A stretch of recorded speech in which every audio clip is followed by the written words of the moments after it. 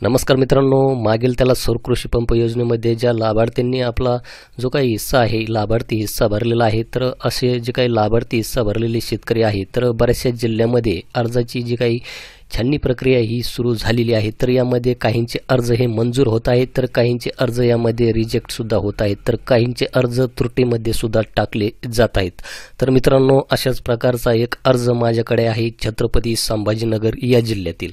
तर मित्रांनो, हा जो काही अर्ज आहे या अर्जाचे पेमेंट मी 29 ऑक्टोबर 2024 या तारखेला केले होते। 29 ऑक्टोबरच्या नंतर 8 डिसेंबरला हा जो काही फॉर्म आहे हा form A1 form scrutiny completed अशा प्रकारचे तिथे स्टेटस चेक केले असता तिथे माहिती ही दाखवली जात होती। आणि 8 डिसेंबरच्या नंतर आज आहे तारीख मित्रांनो 23 डिसेंबर। तर 23 डिसेंबरला या अर्जाला हा जो काही अर्ज आहे ह्या अर्जाला आता कंपनी निवड करण्याचे ऑप्शन आलेले आहे।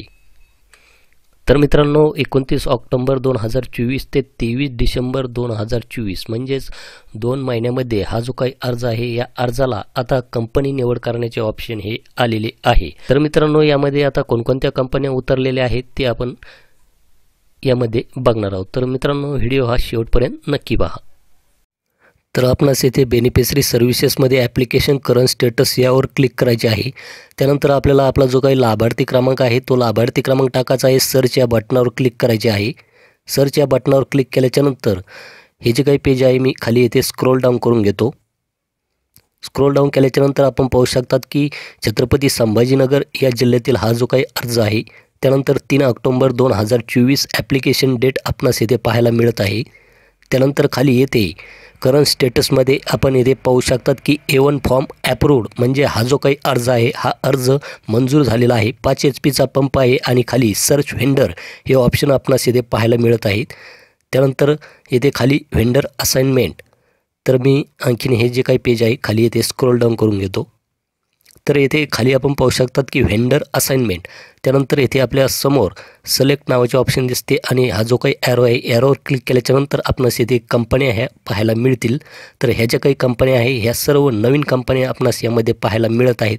तर जी कंपनी आपणास यामध्ये निवड करायची आहे ती कंपनी आपणास यामध्ये सिलेक्ट करून घ्यायची आहे। कंपनी सिलेक्ट केल्याच्यानंतर आपल्याला इथे असाइन नावाचे ऑप्शन पाहायला मिळत आहेत। तर याच्यावर आपणास क्लिक करायचे आहे। त्यानंतर त्या लाभार्थीच्या मोबाईलवर एक OTP जाईल।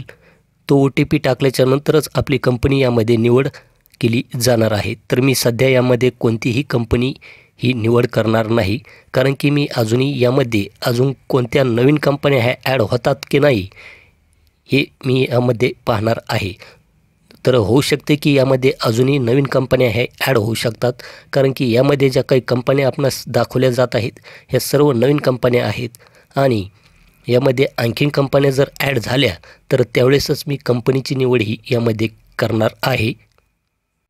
त्यामुळे कंपनीची निवड करता वेळेस आपण यामध्ये वेटसुद्धा करू शकतात, कारण की होऊ शकतं की यामध्ये अजूनही कंपन्या यामध्ये ॲड होऊ शकतात, कारण की आपणास कंपनी निवड करण्याचे जे काही ऑप्शन आहे हे आपण यामध्ये कधी पण कंपनी निवड करू शकतात जर आपला अर्ज यामध्ये मंजूर झाला आणि आपल्याला कंपनी निवड करण्याचे ऑप्शन आले तर त्यासाठी आपण वेट करायचं आहे मित्रांनो, जास्त घाई करायची नाही।